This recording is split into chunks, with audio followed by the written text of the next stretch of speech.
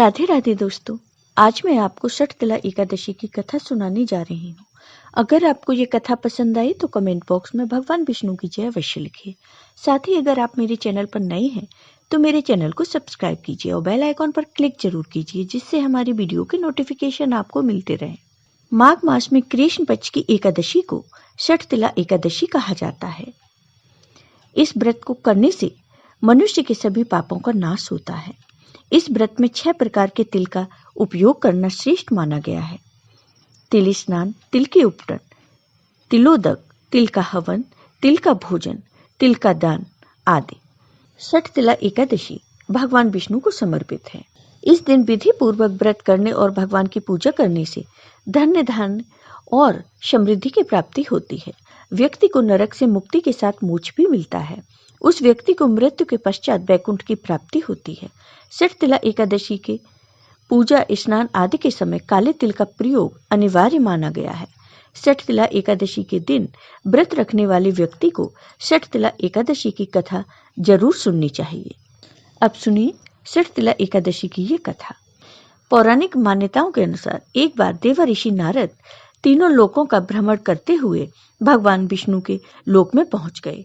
उन्होंने भगवान विष्णु को प्रणाम किया और उनसे षटतिला एकादशी की कथा विस्तार से बताने को कहा।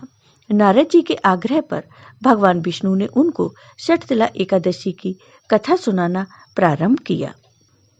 बहुत समय पहले एक ब्राह्मणी थी जो भगवान विष्णु की परम भक्त थी।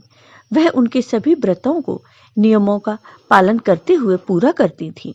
एक बार उन्होंने 1 माह तक उपवास और व्रत किया, जिससे उनका शरीर कमजोर हो गया। व्रत और उपवास के कारण उनका शरीर शुद्ध हो गया। तब भगवान विष्णु ने सोचा कि इसने शरीर तो शुद्ध कर लिया, जिससे उसे विष्णु लोक की प्राप्ति हो जाएगी, लेकिन उसकी तृप्ति नहीं हो पाएगी। उस ब्राह्मणी ने व्रत और उपवास के समय कभी भी किसी देवता या ब्राह्मण को अन्न या धन का दान नहीं किया। इस कारण से विष्णु लोक में भी उसे तृप्ति प्राप्त करना कठिन था। ऐसे में भगवान विष्णु ने सोचा क्यों न वे स्वयं उसके घर भिक्षा लेने जाएं। एक दिन भगवान विष्णु स्वयं उनके दरवाजे पर भिक्षा के लिए गए। उन्होंने ब्राह्मणी से भिक्षा मांगी तो ब्राह्मणी ने एक मिट्टी का पिंड उनके भिक्षा पात्र में डाल दिया। भगवान विष्णु वहां से अपने धाम लौट आए। मृत्यु के बाद वह ब्राह्मणी भी विष्णु लोक पहुंची, जहां पर उसे एक आम का पेड़ और एक कुटिया मिली जो धन धान्य से रहित थी। वह खाली कुटिया देखकर चिंतित हो गई। तब वह ब्राह्मणी भगवान विष्णु के पास गई और भगवान विष्णु से पूछा, हे भगवान, उसने सभी व्रत विधि विधान से किए हैं, फिर उसे खाली कुटिया और आम का पेड़ क्यों मिला? तब भगवान विष्णु ने कहा कि तुमने अपने जीवन काल में कभी भी किसी को अन्न या धन दान नहीं किया, इस कारण से तुम्हें यह दंड मिला है। फिर उसने भगवान विष्णु से क्षमा याचना कर मुक्ति का उपाय पूछा। तब भगवान विष्णु ने बताया कि तुम अपनी कुटिया का द्वार बंद कर लेना।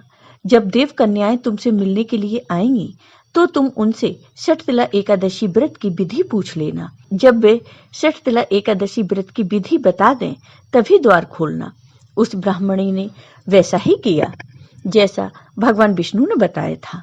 षटतिला एकादशी व्रत की विधि जानने के बाद उसने वैसे ही षटतिला एकादशी का व्रत किया। व्रत के प्रभाव से वह सुंदर हो गई तथा उसकी कुटिया धन धान्य से परिपूर्ण हो गई। अतः सभी लोगों को षटतिला एकादशी का व्रत करना चाहिए।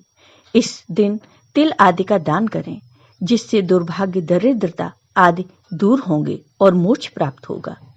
जय हो भगवान विष्णु की। आपको ये वीडियो पसंद आया हो तो कमेंट बॉक्स में कमेंट करके जरूर बताइए। साथ ही मेरे वीडियो का ज़्यादा से ज़्यादा शेयर करिए। धन्यवाद दोस्तों।